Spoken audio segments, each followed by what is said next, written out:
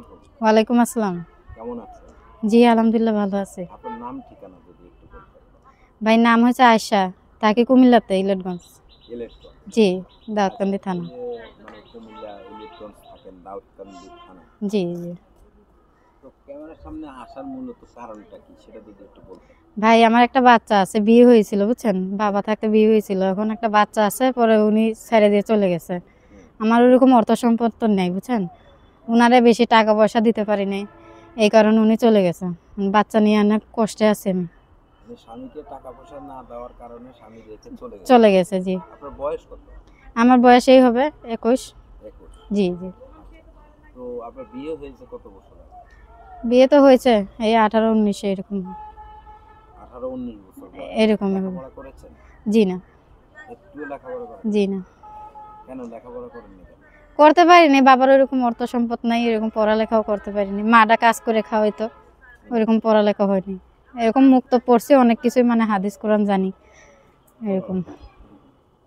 আচ্ছা, আপনি মানে আরবি কি কি পড়েছেন? কোরআন পড়েছেন? জি না।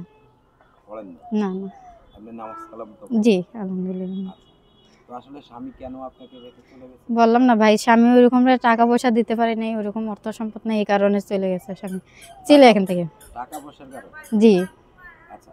তো আসলে মানে বিয়ের আগে কি এমন কোনো কথা ছিল যে স্বামীর সাথে টাকা পয়সা দিতে হবে? জি না, এরকম কিছু বলে নাই, ওরকম তো আমাকে দেখিয়ে বিয়ে শাদী করছে, যেন আমার ওরকম অর্থ সম্পদ কিছুই নেই বুঝছেন, ওরকম টাকা পয়সাও নেই আমার কাছে। মানে বিয়ের আগে এরকম কোনো কথা হয়নি যে জি না জি না। আচ্ছা, তাহলে এখন যে এরকম করে তাহলে আপনি কোনো এই মানে এটার কি ব্যবস্থা নিতে চাচ্ছেন? ভাই নিতে চাচ্ছে কি, উনি তো আমাকে ছেড়ে চলেই গেছে, ওর সাথে আর আমি কি ব্যবস্থা নিব? ডিভোর্স হয়ে গেছে? জি ডিভোর্স হয়ে ও গেছে, আচ্ছা। আমার কোলে একটা বাচ্চা আছে, বাচ্চার বয়স হবে 1 বছর। 1 বছরের বাবু রেখে চলে গেছে? জি জি। আচ্ছা, আচ্ছা। এখন তাহলে আসলে এই বাবুটাকে নিয়ে কিভাবে আপনার জীবন চলছে সেটা একটু বলেন। ভাই বাবুরে নিয়ে আমি কাজ করতেও অনেক কষ্ট হয়, আমি বাসা বাড়িতে কাজ করি, সময়তে মা করে, মাটাও বুড়ো হয়ে গেছে, এরকম কাজ করেই আমার দিন চলছে, আমার অনেক কষ্ট হয়। টেইলারি মেশিনের কাজ জানি ভাই, মেশিনটা নষ্ট হওয়ার কারণে আর কিনতে পারিনি। আচ্ছা, আচ্ছা। তাহলে একটা যদি আপনাকে কেউ যদি একটা সেলাই মেশিন কিনে দেয় তাহলে তাহলে তো অনেক উপকার হবে। অনেক উপকার হবে। জি। মানে একটা সেলাই মেশিন হলে সুন্দরভাবে জীবনযাপন কাটাতে পারবেন। জি ইনশাল্লাহ পারবো তো। আচ্ছা। মূলত কি সেলাই মেশিনের জন্য আসছেন না অন্য কোনো বিষয় আছে? ভাই শুনেন, সেলাই মেশিনে আমি তো আছি যেন একটা ভালো মনের মানুষ খুঁজতে, এখন যদি কেউ ইচ্ছে করে, আমার বাবু আছে জানা সত্ত্বেও যদি আমাকে বিয়ে শাদী করে, তাহলে ইনশাল্লাহ আমি বিয়ে বসবো। আর যদি কেউ বলে না আমি বিয়ে শাদী করবো না, তাকে একটু সহযোগিতা করব, তো সেটাও পারবে।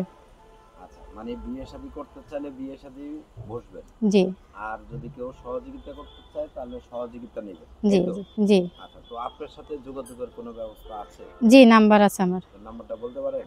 জি। আপু আপনার নাম্বারটা বলুন। 017-610474445। ভুলভাল বলেন না তো আবার। জি না জি না। 017-610474445। আচ্ছা, তো এই নাম্বারে যোগাযোগ করলে আপনাকে পাবে। জি জি। আচ্ছা, তো এই যে আমাদের দর্শকের উদ্দেশ্যে কি আপনার কিছু বলার আছে কিনা যারা ভিডিওটা দেখছে? ভাই ভিডিওটা দেখছে কেউ অন্য মন্তব্য করবেন না, খারাপ করবেন না, রোজা রমজানের দিন আমিও রোজা আছি, যদি পারেন তাহলে বোন হিসেবে কোনো সহযোগিতা করেন, বা যদি বিয়ে শাদী করতে চান এইসব করবেন, কিন্তু অন্য ফালতু কথা নিয়ে আমার ফোন টোন দিবেন না। ঠিক আছে, ভালো থাকবেন, সুস্থ থাকবেন। আল্লাহ হাফেজ। আসসালামু আলাইকুম। ওয়ালাইকুম আসসালাম।